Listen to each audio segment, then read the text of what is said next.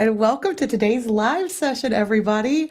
My name is Allison, and I am thrilled to be joined here with one of our fabulous teachers and artists, Dylan. How are you today? I'm doing Staying okay. warm and I'm cozy? staying warm and cozy and super happy to have an hour blocked off with fellow creatives to just take a deep breath and be here in this moment. We're just vibing today. So, yes, if you have joined us in the live chat, welcome. We're glad you're here. Go ahead and drop where you're tuning in from. How's the weather? Many of us are covered in ice, sleet, and snow right now. I'm in North Carolina, and thankfully we didn't get pummeled, but it's real cold here right now. And like you, Dylan, Yeah. I'm really excited for just a chance to create. Yes. I'm in Dayton and we have probably like 6 to 8 inches on the ground. And in some places it's piled up super huge, but feels good. It's nice to be blocked in right now.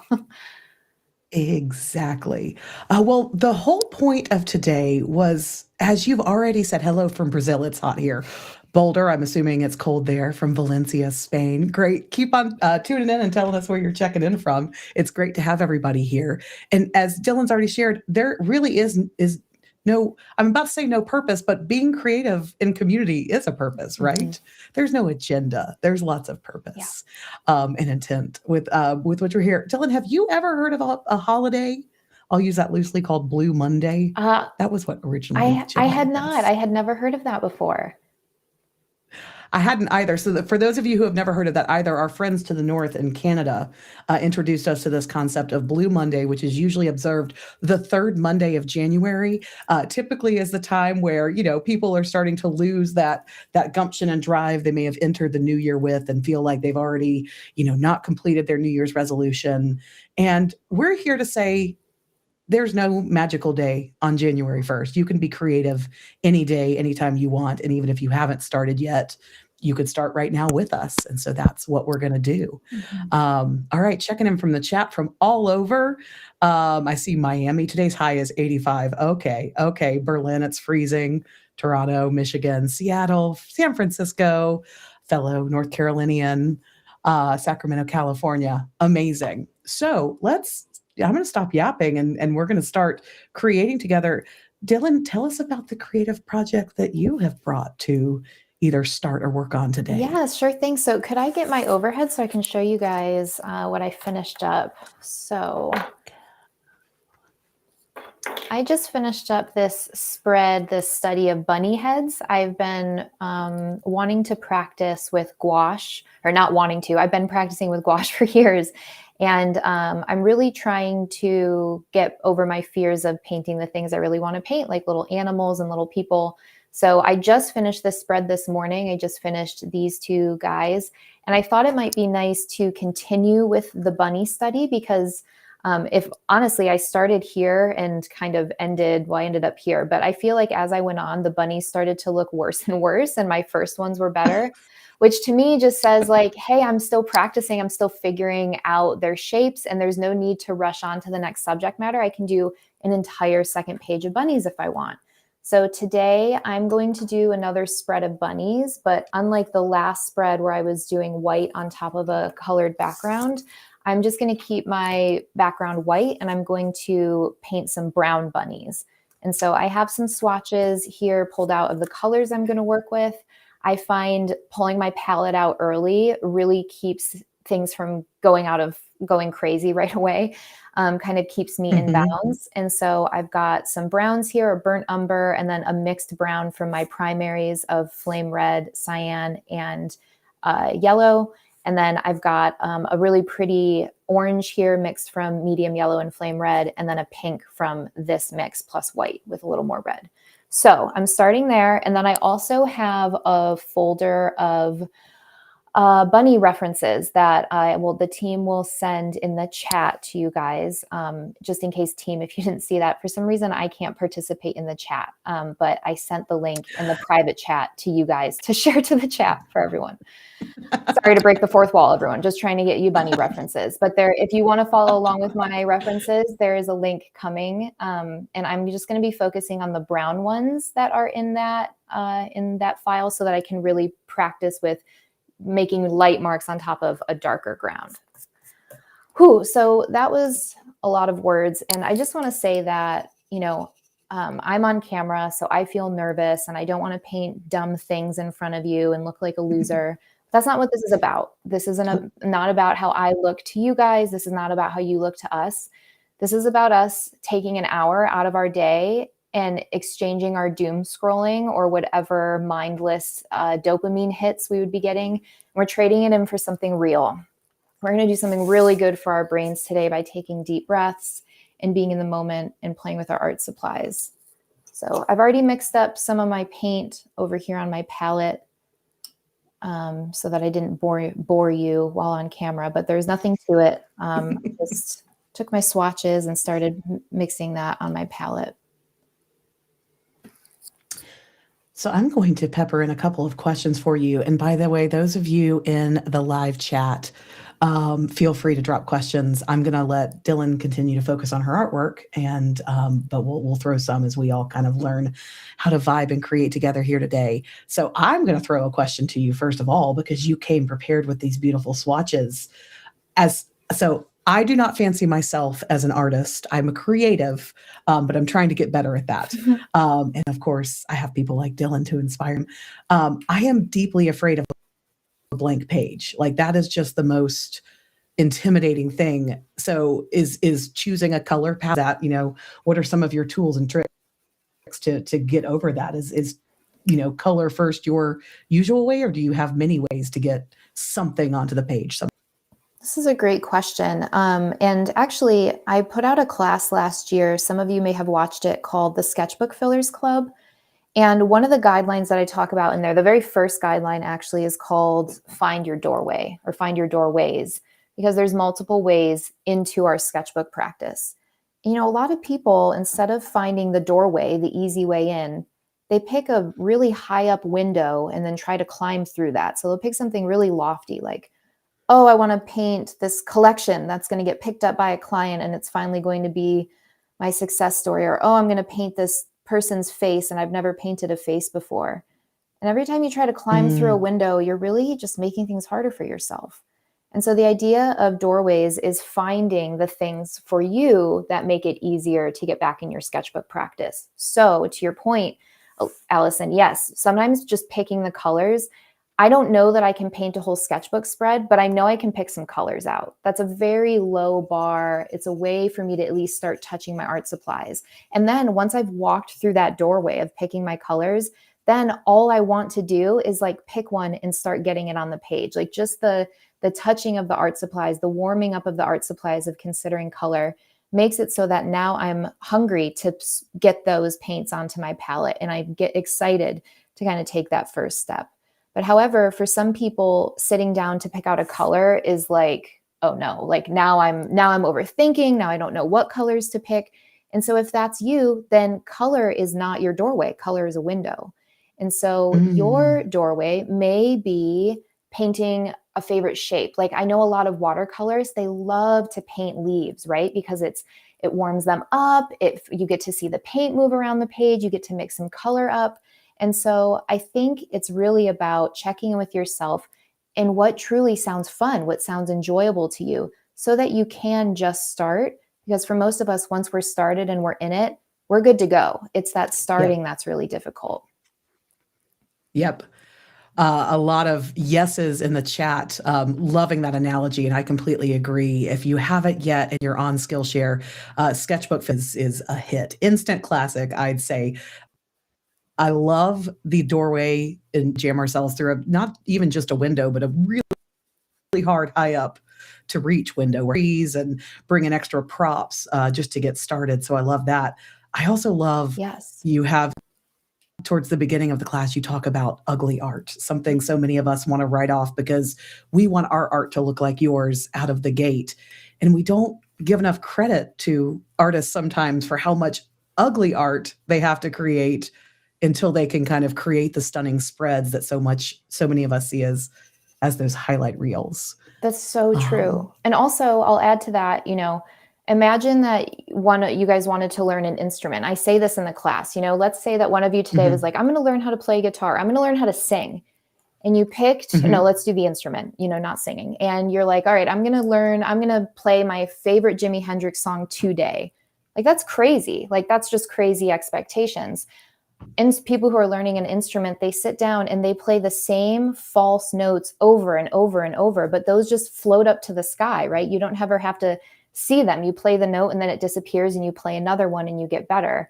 As artists, our false notes are visual. They're on the page. We have to look at them. That sucks. Like, it's not fun to see you trying and failing, but that is literally the practice. That is the practice of moving forward to get better. And so not only are doorways great because it gets you started, but it allows you to relax into what's fun so that you can continue to practice and therefore grow your skills. You don't get effort for the things that you wanted to paint, or you don't get accolades for the things you wanted to paint. People only see the things that you do paint. And so you've got to go for it if you want to get better. I love all of that. If you are creating something with us today, by the way, if possible, could we get a little music production team? Since this is a creation session, after all, we thought we'd bring a little lo-fi to the party. For those of you who are creating something today, there we go. There it is. I'm interested what everybody brought to the table today. We're getting to see lovely gouache practice from Dylan here, but chat.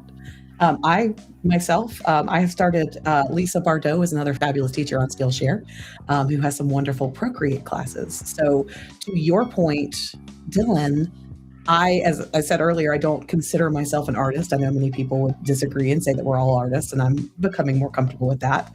But words are my medium, right? So in this Kickstart Your Creativity class, we're learning one small sketch per day. That's the window, right? The drawing. The doorway. So I started with a pun. Yeah. I started with a pun of each of the things that we're drawing at my doorway, which then inspired object. There you go. And try and use a little bit more than my words. So I'm going to be drawing a donut today in Procreate. I love that.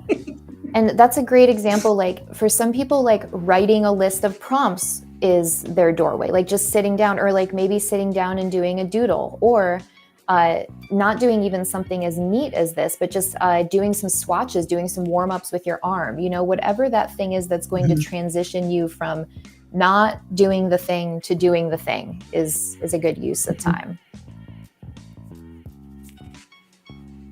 Absolutely. If y'all have I see the chat's already answered questions, which is great. Asking questions about setting up filming for yourself. Oh, I love that. Yeah.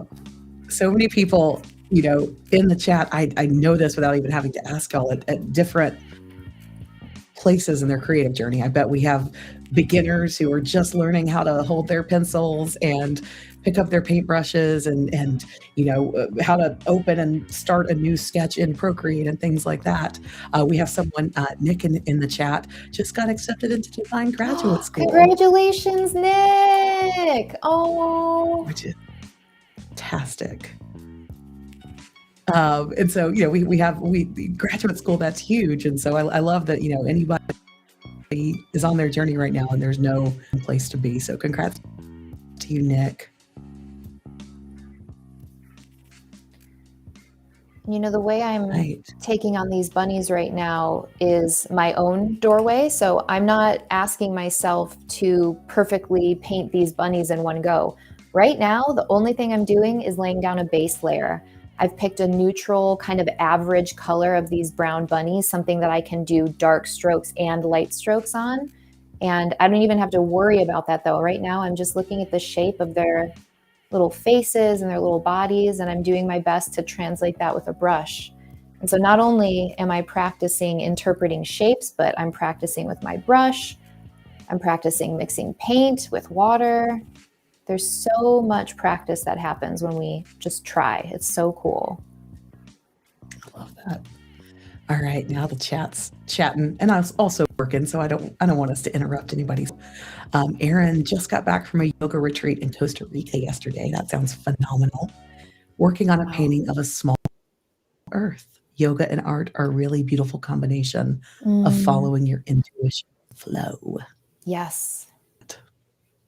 And that's that skill alone, let's say that you don't even have, aspirations to be a working artist or to even be, a quote unquote artist. just sitting down to do this practice is so helpful with getting yourself in tune with yourself and your own discernment.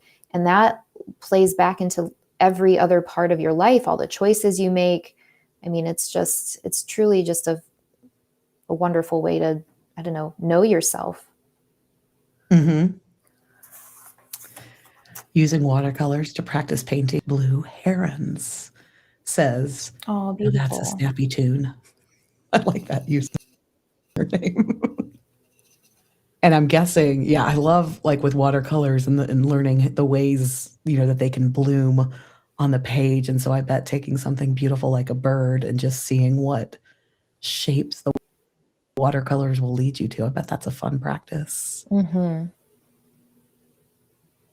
Leah Felicity says, I was working on a tropical scene, but it was too cute. So now I'm making the water black and adding sea monsters. This sounds like my kind of gal. That.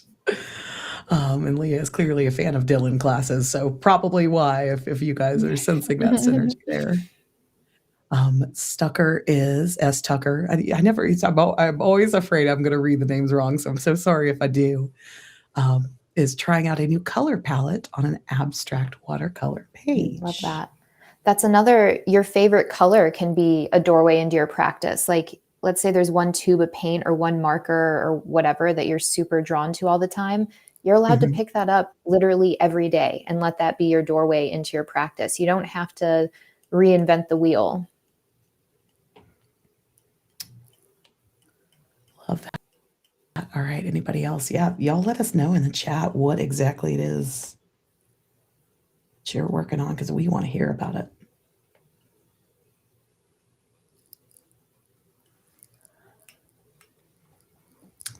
All right.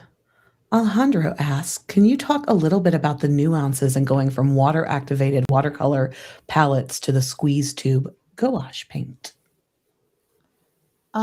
Sure. So they said the difference between going through a cured like watercolor palette to tubes of gouache. Is that what the question was?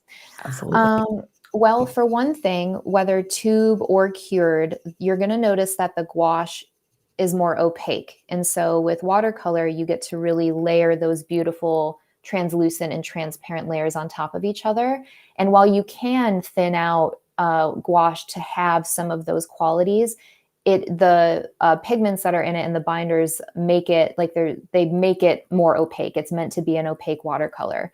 So the first thing you'll notice is just that difference in opacity.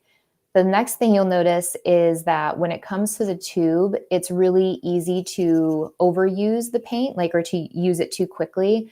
You really want to make sure that you're only squeezing out what you need and, mixing it up to be the consistency that you want.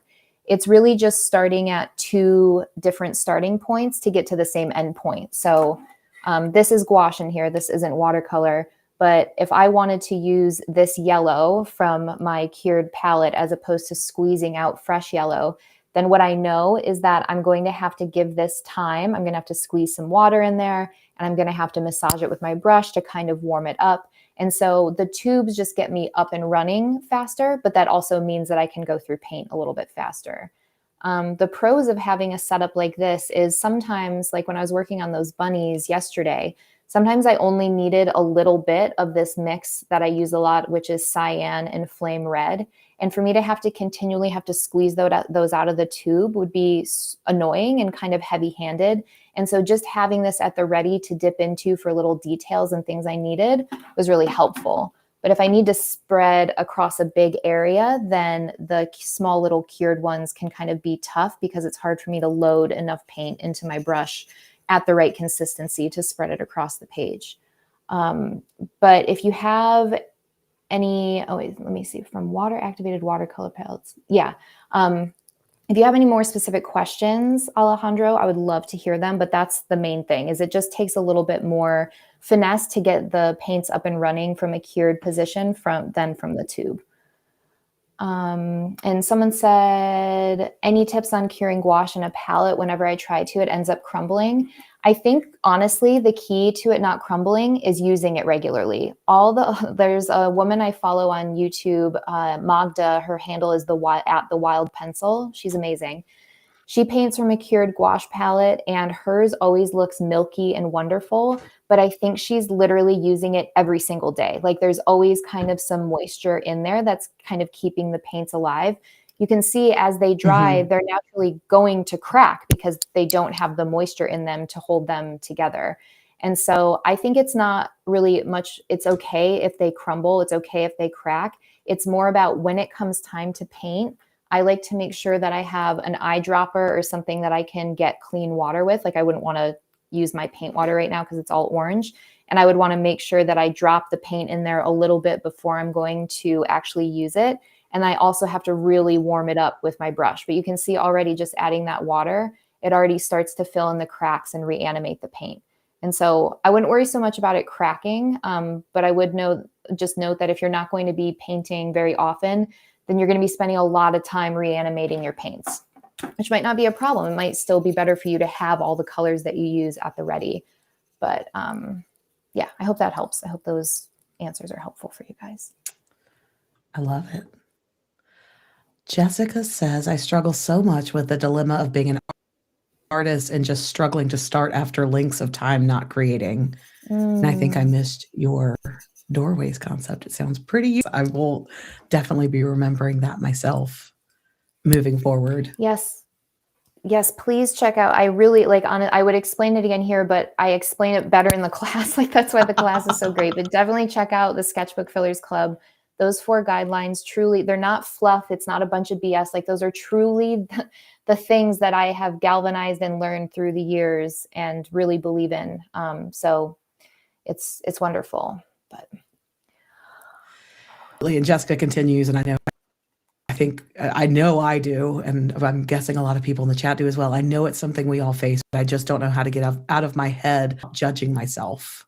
Why does just starting with it? Yep. And that is where the exposure therapy of finding your doorways and getting in there over and over and over again, you start to realize that discomfort, it's just there. It's just like a person in the room. They're not trying to menace you. They don't mean anything. It's just something that's there. And the more you can expose yourself to that discomfort of like, oh my gosh, I'm the worst. Oh my gosh, I'm not getting any better. Look at this stupid thing I just painted. The more you can experience surviving through that, the more you'll be able to just deal with it so that you can keep practicing. So it's not like it ever goes away. You just get better at knowing that it's a liar. And that's helpful. I will also say to be said for, and this goes into one of the questions I have for you, Dylan, as you paint. There's something to be said for time and distance, like what they say about, time heals all wounds and anything that we're going to talk about. I mentioned before, I'm working on this Procreate, Kickstart Your Creativity Procreate class that I started like 6 months ago, you guys. And then, life started lifing and I stepped away from it. And I remember at the time comparing myself to Lisa and other students in the class as they were, putting up their projects and thinking my art looked pretty terrible. I've now had 6 months away from these creations. And as I was going through them together this morning and getting ready for this, I was like, those actually don't look half bad. I'm actually a little bit proud of myself. So sometimes we just have to kind of walk away from our art for a minute and then see it with fresh eyes, whether that's in the next week or don't be like me, but in 6 months' time, you might see something differently than you yourself to see at the creation and see it more objectively with time. 100% true. And also another tip, Jessica, not only like giving yourself grace and giving yourself space, like Allison was just talking about, but also instead of like, for instance, saying that's terrible, that's not a helpful critique. You can't learn from that's terrible. And so one of the other guidelines in the class, the 4th one, is to spend like a few minutes reflecting on the work so that you can actually learn from it. So for example, when I finished these buns, which I love and I think they're so cute, this one kind of looks like a sad, rough monster. He didn't fare so well. I don't like him so much. But if I just say, I don't like this, this is bad, I'm not I have nowhere to go with that. The takeaway is, okay, I'm bad at painting bunnies. But if I ask myself, what don't I like about it? Well, first of all, I actually just don't like when bunnies have their ears down. I think they're cuter when they have their ears up. So already, maybe Huh. it wasn't so smart of me to choose a reference that I like didn't love. So that's something I can take in the future and make sure I actually really like the reference that I'm painting from. The other thing is I noticed that my brush, I was stubborn and I was being lazy and I never wanted to take my size 12 out of my hand. And like, if I had just switched to a smaller brush, I think that some of those strokes would have been finer as they are on the other bunnies that I like. And so, okay, everyone's saying they like that bunny. That's fine. It's not about whether the bunny is good or not. It's about your experience of when you look at your work and there's something that makes you go ick or ugh, ask yourself why so you can learn from it. It's nice you guys like this bunny. I don't care that you like him. I hate him. And so I need to learn from what I don't like about him so that I can take it forward. And also asking myself what I like about the ones that I do enjoy, like this guy. And I can see that I was way more subtle with the values, with adding in his darker values. And also I used a thinner brush on his hair. And so that's so helpful. So I just want to point out that just taking a moment to look at what you think is ugly work really gives you a way forward on what to do with it, how to get better. Like it's literally provides future doorways for you to walk in through that you know are meant for you because you responded to the artwork in that way. All so true, and I love that. And yep, we do have some chiming in, a bit wonky but cute ability to say, okay, but I don't like it, but here's why. I don't know that I'm going to start pushing myself to do that with more of my creations instead of Yes. stopping at the I don't like it. Okay, why? Like, That's a great don't leave question, that gold on the page. You took all the time to sit down and paint the ugly bunny or to paint the thing. You may as well get the gold that you just mined. Like, why leave it in between those pages? I love There's so many that. artists that I have coached or sat with, and they're like, I hate my work. I hate my style. And I ask them what they don't like about it. And they're like, oh, it's too bright. It's too colorful. Or they'll say something like that. And it's like, okay, well, maybe limit your color palettes. What colors in here don't you like? And I'm like, oh, I hate all this bright yellow. All right, maybe stop using bright yellow for a while. Like, that's a pretty helpful piece of feedback to have. Like, it doesn't have to be this big spiritual personality defining thing. It can just be learning a new skill and checking in to see how it's going. Exactly. Kristen asks, do you struggle with creating art from your current skill set? I find that as soon as I master something, I get bored and want to level up or try something new. I do feel that way sometimes, but it's usually like in seasons. Like, so right now I'm in a season of wanting to like slow down and study things a little bit more closely. At some point that's going to change and I'm going to be very annoyed at this feeling like a tedious process. And as soon as I feel that feeling within myself, that's the sign that it's time to change. And so I just try to be on the lookout for that feeling. Am I resisting my practice because I'm bored of it? In which case I try to go and find some inspiration. Like what's actually exciting me today, not what was exciting me before. So just kind of recalibrating over and over and just checking in with yourself. Sorry, I'm recalibrating this art and checking in with myself there. This is an excellent exercise in multitasking, and I love it. The fact that you're able to sit here and paint as beautiful your practice time with this. That's right. Thank you. It's not talent, it's practice, everyone. I'm just a dodo brain that dropped out of school, okay? I'm not a gifted child. I didn't go to art camps and do things. I just practiced.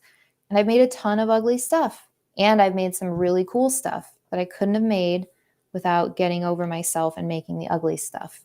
It's quite annoying. Believe me, if we could take shortcuts, I would be selling them to you guys. I'd be selling to you top dollar, but unfortunately they don't exist. You just have to practice. You have to be brave and practice and share your work and keep going.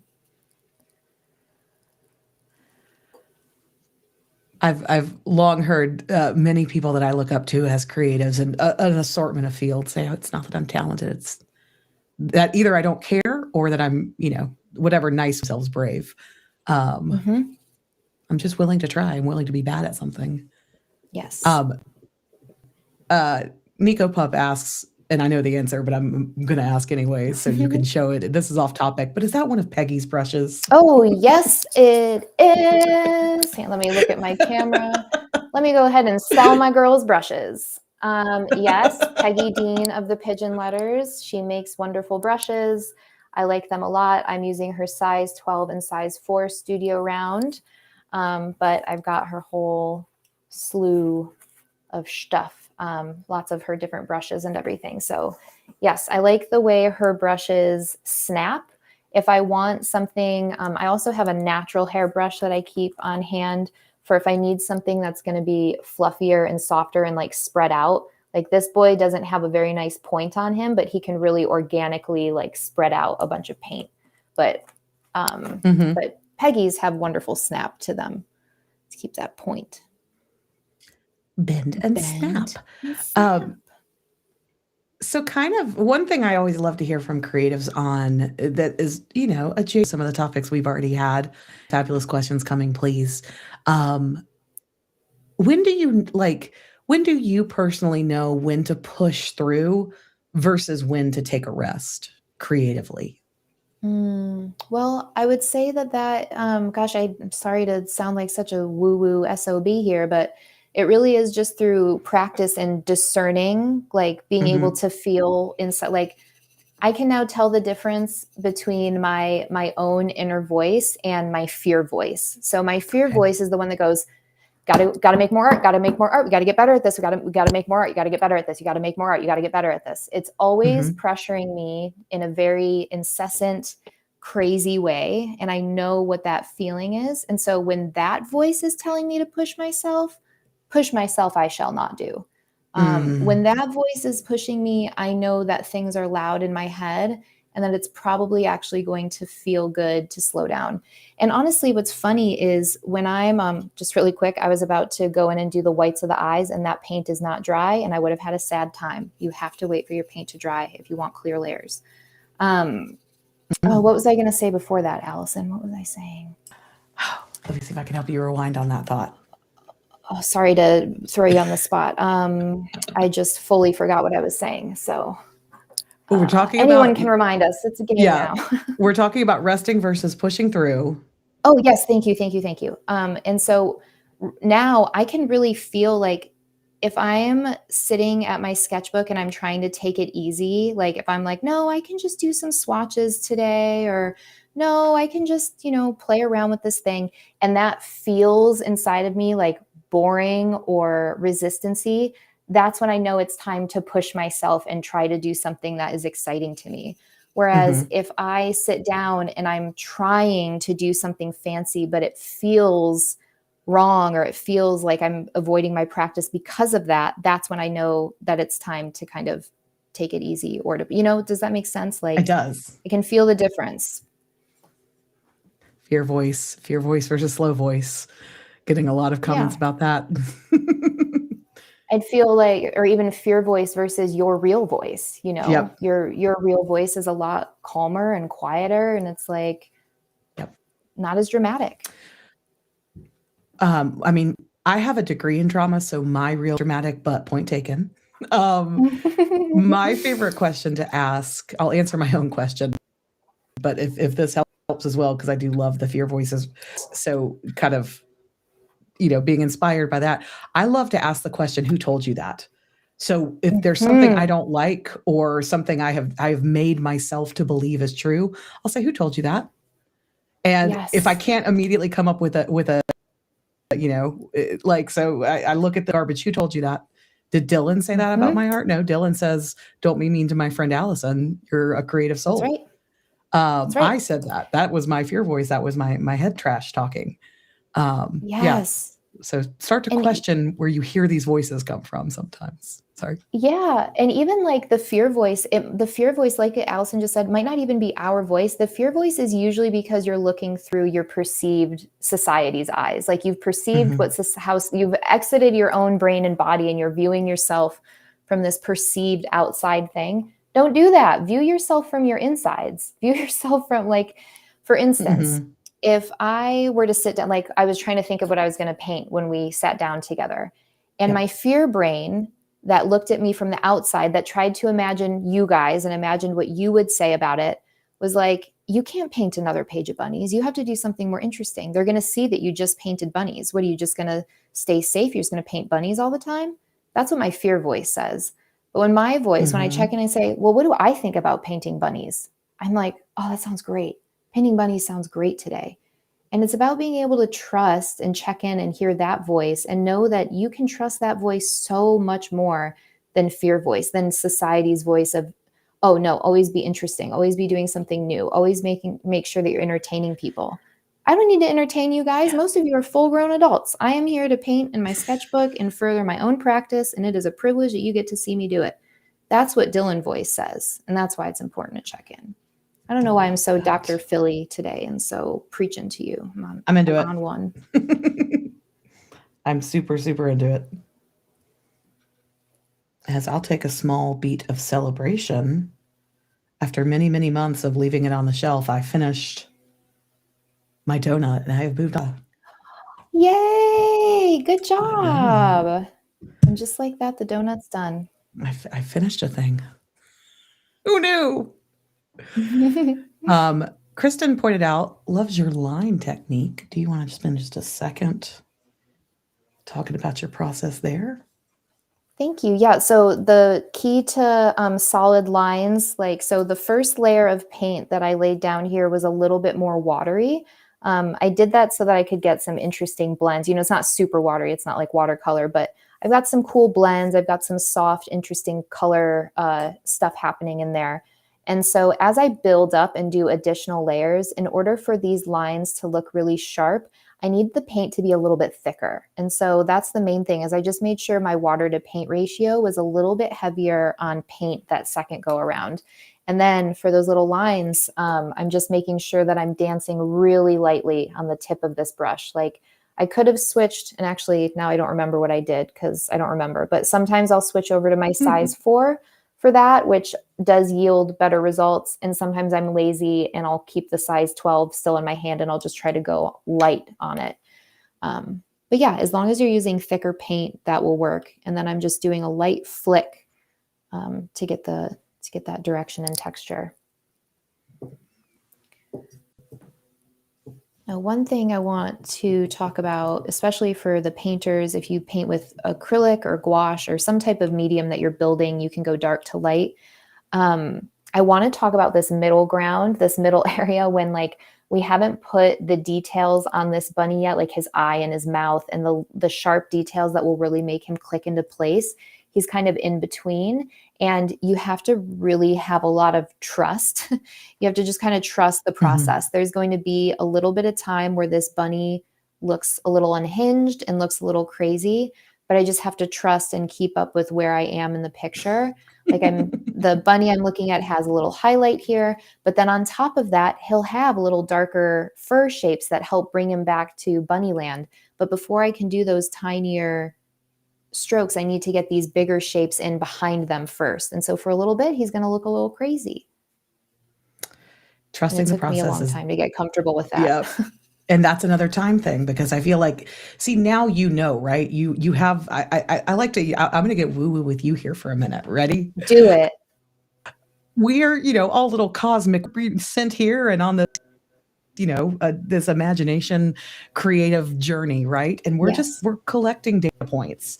And if you're new, data points yet. See, Dylan knows that these little blobs are going to turn into sweet little bunnies because she's painted sweet little bunnies and other woodland creatures, I'm guessing, hundreds, if not thousands, if not millions. So that's a data point that you already have. If you're new like me, you don't have that data point yet. So you have to keep pushing through that messy middle. And so next time, maybe you'll remember it. And maybe you won't the next time, the time after that. That's right. Well said. We're getting some, this is so helpful. Well, Allison, my brain. So. Oh, good. Yes. I have a question for you. So that donut, what helped you get that donut back out today? Was it just the accountability of shoot, I said I would do this creative thing for an hour, so now I have to do it? Or what helped you today to show up to that? Yeah, honestly, it was a little bit of what because I'm not somebody who is a daily sketcher. I have other creative practices, as I've mentioned. I'm more of a word nerd, more of a writer, and things like that. Mhm. So any kind of drawn medium is not my usual go-to, but I would like for it to be. And I'm still going back to that door analogy. So I love to play Dungeons and Dragons, and I Oh would yeah. love to be able to do my own character sketches. That is Yes. that is a very high window. That is a very high Mhm, window. mhm. But Yeah. so I gotta find the doors to get to understand that, what art and creating art and drawings, and especially when we think about any kind of character illustration, it's about understanding shapes and the way they relate to other shapes, right? Mhm. And so that was we just started this weekend. I was with friends and we just started a brand new campaign. And I have a sweet new little character, a sweet little wizard who needs some character art. And I Mm. thought maybe if I pick Procreate back up, and then the time, thing that I mentioned earlier, I was so convinced that I wasn't good at this until I gave myself a 6-month respite. And then I went, wait, that does look like an egg. Wait, that does look like a piece of Mm. pizza. I could do that. Mhm, mhm. So having a goal and then kind of those data points. Wait, I've told myself the story for many, many years that I can't draw. And now I've own 2 eyes. That's just not true. I can draw. Um, I love that. So it's yeah. like having So, that creative desire, that's the thing that makes facing the ugliness on the page worth it because you're like, okay, I know this is ugly, right. but I really want to make Dungeons and Dragons characters. That's an awesome Mhm. thing. I want to be able to do that. And sometimes that can be the thing that focuses you. And then to your point, it's like, okay, that feels like a window. That feels like a high bar. I don't really know if I'm capable Mhm. of doing that.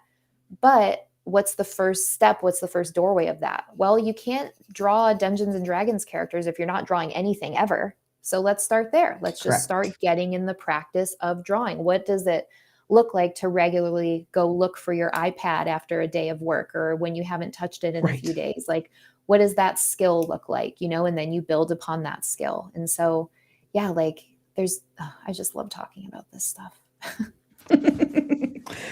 Hopefully, by us shedding a little bit of light on our pain points, well, and we're seeing this in the chat already that people are saying, "Wait, this sounds like me." Yeah, you're not alone. You're not a little freak. Some told yourself that, and we're here to validate that you are in good company and in community of people who just want to create some things. Um, okay, so a couple more questions coming in. Is having cotton paper for gouache as important as it is for watercolor? That's a good question. I'm not sure because this is my first etcher sketchbook, which is 100% cotton paper. But what we were just talking about, it has taken me years to work up to this not feeling precious. For way too long, nice papers felt precious. And so it didn't matter if they were technically better or not for gouache because I wasn't using them at all. And so this is a brand new thing for me to be actually using nice papers. And I would say I've had a lot of success with gouache on my crappy papers. So I think Mhm. if you're a fine artist who plans to sell or give away your art to other people and it needs to be archival and you need to be thinking about quality, then absolutely, I think 100% cotton paper is great. But I've also seen a lot of fine artists that work on Canson XL watercolor paper and have a great success rate. So Mhm. I think that it's not quite as pertinent, especially because watercolor plays off a lot of the textures of the paper. I think it's just not as important with gouache, but it also, like anything, if you use a better material, I'm sure you will notice like a better experience in some way. Yeah. Love this, getting questions answered. Creative discussion, and people weighing in and chat with their own experiences. Yeah, We please have a share your question. experiences. What kind of goals wants to keep art a hobby? Ooh, I love this question. Ooh, this is a great question. So I would recommend having an ever growing folder or folders or collections of things that you just love. The things that when you look at them, remind you of why you want to be a hobby artist, of why you want to be playing with your art Mhm. supplies. because as a hobby artist, you don't have to worry about making art that will last forever. You don't have to worry about copyrights. You can paint anything, paint or draw anything. And so collect that stuff. There's going to be times when we were talking about doorways. There's some times when just doing color swatches is my doorway, but there's other times where I want to be painting animals or painting houses. And me already having a collection, an arsenal to go to of things that I know I love really, really helps keep me motivated. Mm-hmm. And to just absolutely prioritize what is fun, what sounds fun to you today, not what sounded fun 10 years ago or 10 days ago, or what kit or class you bought before that you never watched. Like, what sounds good today? What can you get into today?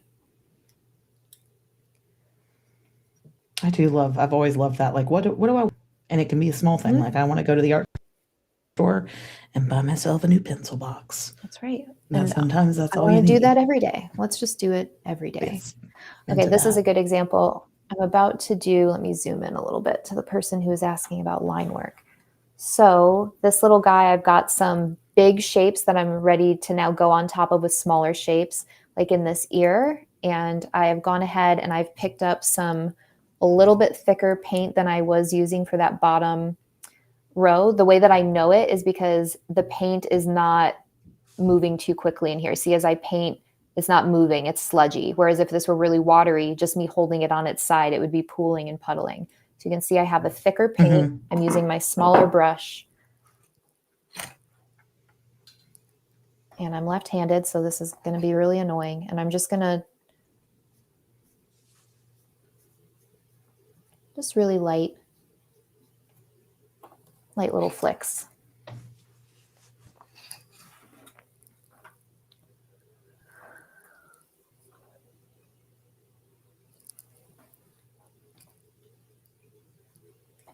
I'm just dying. There's a section of wet paint here that I'm just dying to dry so that I can get that eye in there, because I know the eye really helps the bunny click into place. But like Allison said, I've got the data points to know if I do that now, I'm going to be upset. So I just have to wait.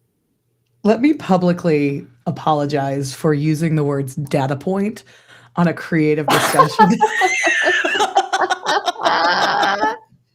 You did. I did that, and I'm really sorry, but it was sometimes we need, just I surrounded it with other more woo-woo words like cosmic explorer, right? So that earns me some favor, right? And now, Skillshare, I would like to talk about ROIs and returns on investment. We're going to have to put that in the parking lot. I don't have the bandwidth to. I kid. Okay. But yeah, I did love that question because I think some things do just need to be a hobby. I think that in the age of social media, we think that everything that we start that we're good at has to turn into and by the way, no shame or shade to that. If you happen upon something and you're like, this is the thing I want to do with my life, amazing. But you're just as entitled to pick up something just for fun. My mom is really amazing. She, any crochet, needlepoint, knitting, etc. And she makes the most fun socks. And everybody always wants, like, if your mom set up an Etsy shop, I'd buy from it. And she's like, well, first of all, people don't realize how much goes into making a single pair of socks. She was like, I would have to sell socks for $75 to $100 a pair to break even. But two, she's like, I just want to make socks for my kid and her friends. And I kind of respect for that, Mom, She's not trying to monetize every hobby. So absolutely. I think that deserves a ton of kudos. Like, it's funny, I kind of did things backwards. Like, I feel like I started out for those of you who don't know, I worked as a graphic designer for a few years, and then I got fired from my job for not being a good culture fit. And I basically decided after that to be an illustrator, to go for it. And oh no, I'm losing my point again. Allison, what were you just saying? My God, Dylan, hold it together. Oh, you were just talking about your mom hobby. There it is. There it is. Monetizing our hobbies. So when I got fired, I was like, okay, well, I'm going to go after my dream of being an illustrator, right? Like, I thought that was the top of the top, is like, cool, I'm going to try and work with these clients. And I did. And I got the clients, and I got an agent, and I became a professional artist. And now I am working to undo all that so that I can just be a sketchbook artist. And I did all that. I conquered those mountains. And now I'm like, oh, but you know what's really fun? Just painting bunnies in your sketchbook for the hell of it, or being able Mhm. to take a picture of your book club and then paint them. Like that is what makes me really happy, not selling my stuff or being a professional. So just know that, like Allison said, there's so many, like if you want to be a professional artist, go do it. I believe in you and I believe that there's success for you. However, I want you to do it not because you think it's going to fill some spot or make or set your identity. It's more about because that's what you want to do and that's how you want to spend your professional skills. Everything else, Right. you can be a hobby artist, and that's like the greatest gift. Like that's the best thing ever. Right. We need all kinds. I think that's, we need people who are going to make creativity their profession and Yes. bring us, but we also need people who are going to remind us that there is love and joy in picking something up. Your 5 to 9 is just as important as your 9 to 5. Yes. Let's see. This part so deeply, doing art for the joy of it. Yes, yes, yes. Now that I love your username. Now that's a snappy tune. Thank you for saying that. I had a question about how to find other art not on social media. I just find IG to be too much of a black hole. I still want to see artists work. Any thoughts there? As someone I know, you've had to use social media as part of your Yeah. business. I would recommend, so if you are trying to do it from the comfort of your home, then Pinterest it's still social media, but it's not necessarily as toxic, or it doesn't feel as like you have to do as much on there. It'll at least help you connect with people that you're interested in. And then I would recommend going and signing up for their newsletter, going to their website, seeing what they're doing. But more than that, honestly, I have so enjoyed getting into the local art scene here in Dayton. And not even people who do what I do, but just our art institute has lots of classes and things that you can do. And I've gone to a few of those, and just spending time with other creative people, even if they aren't doing exactly what I'm doing, is really inspiring and it really fills my well. So just Mm-hmm. being brave and going to things in person and looking for events in person. I know a lot of us are introverts and the idea sounds so scary, but that's what you're craving, is that connection. That's how you're going to get it, is by putting yourself out there. But let's see, besides social media, I mean, Skillshare too. I mean, places like Skillshare where you get to interact, where there are community features that aren't their own social media things. I think that those are all really great places to look for community.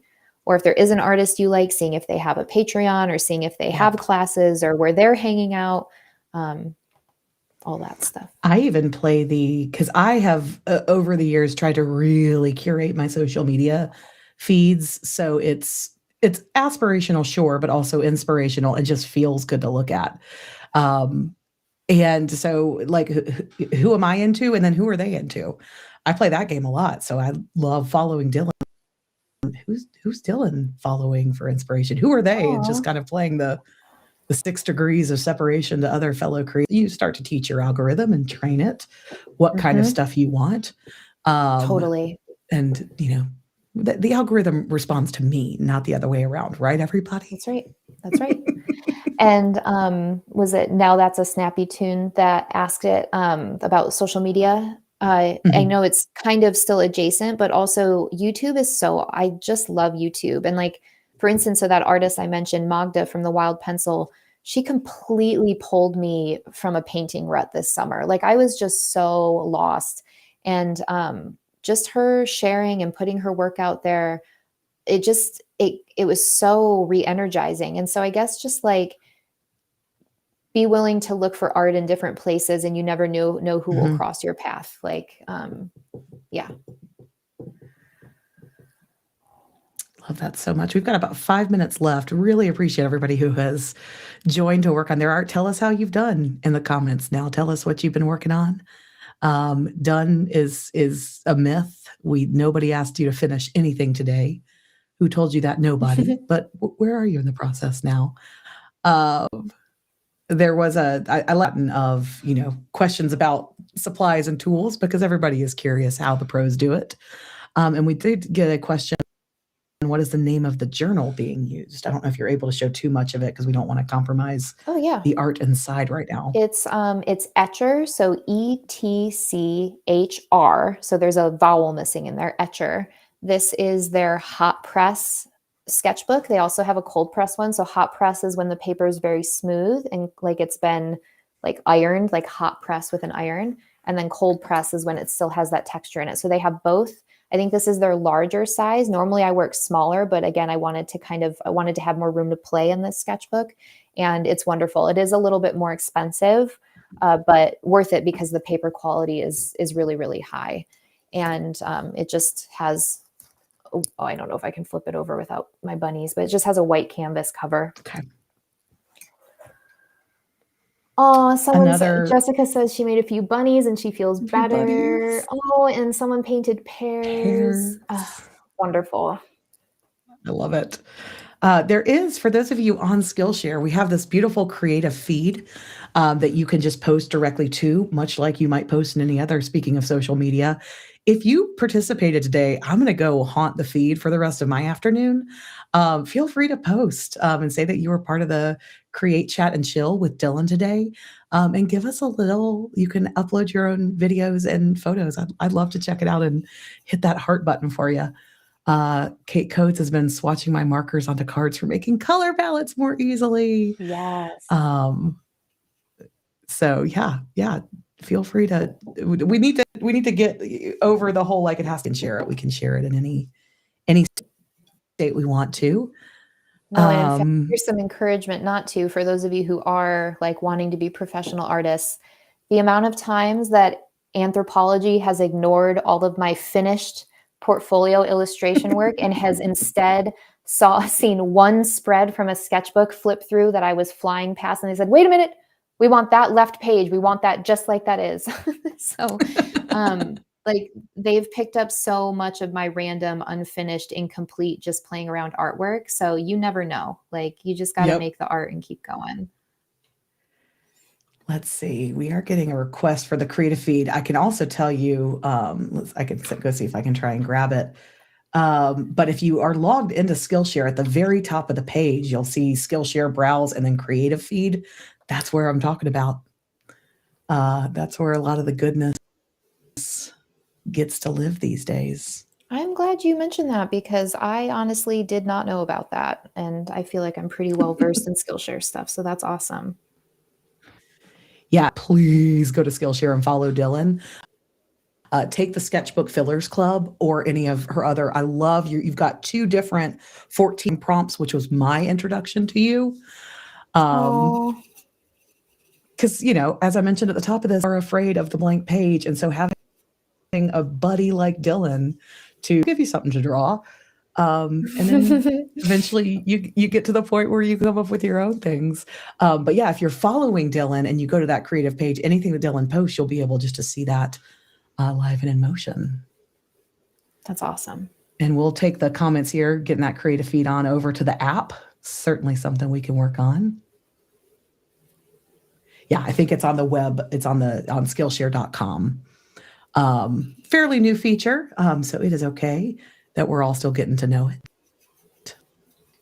And yeah, I love this. Jessica said, "So thankful I hopped on YouTube randomly." We would love to do more like this. Dylan again and some of the other fab teachers and fellow creators that we have in the Skillshare family.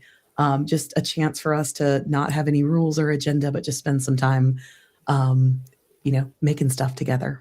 And if I may just bring it full circle to the woo-woo stuff, Jessica just said, when she said, I'm thankful I hopped on YouTube randomly, that's the kind of woo-woo stuff that it's like, it wasn't random. There was something in you that just felt like this was the correct thing, and it didn't have to feel difficult. It wasn't you challenging yourself. You just showed up and you got what you needed. And I think that that's the beautiful thing about showing up for our creativity. When we just do it, we receive, the thing that we are needing, we receive. It's really great.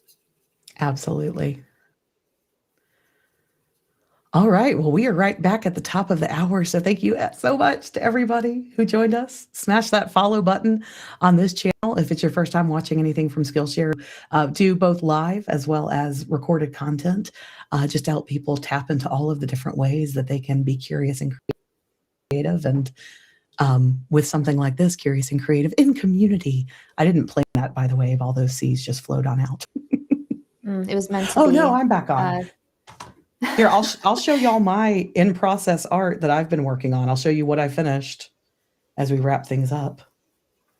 So here, so this is what I've been working on, and that actually does look like a little monstera Yes, leaf. yes, it does. And then here's the project that I mentioned. I start with a pun. So the donut one, I refuse to use donut. So I said, don't be jelly. That looks And great. that- You've got a little cast shadow on the ground. Okay, Allison, got some lettering.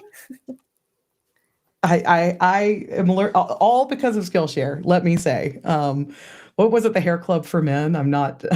I'm not just the vice president. I'm the client, and I'm Yeah. much the same way. I'm forever on Skillshare, seeing what I can learn and take. Yes. Yes, and we Me can too. see Dylan's beautiful piece here as well. All right. Any parting words? Where all can we find you so we can follow you not only on Skillshare but all around the World Wide Web? Well, like Allison said, I would say since you're on Skillshare, definitely follow me there so that you get notified when I put new classes out. I don't know if I can say it, I do run a Patreon group and we do monthly art dates like this. So just know if you can take advantage of both. Skillshare's got stuff to offer, and I've got a little Patreon group that we do this regularly. And also Instagram, just for quick up if you like, that's where when something is happening last minute or something, just that's where I go to for kind of quick updates.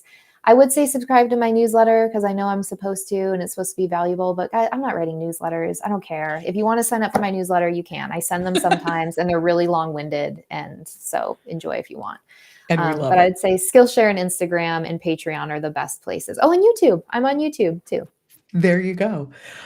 Yes. Well, thank you again so much. And we will see everybody. Hopefully, we will make these more of a creative habit moving forward. And so we will see everybody on the next one. Yay, Thank you, Skillshare. Thank you, everyone. Talk to y'all later.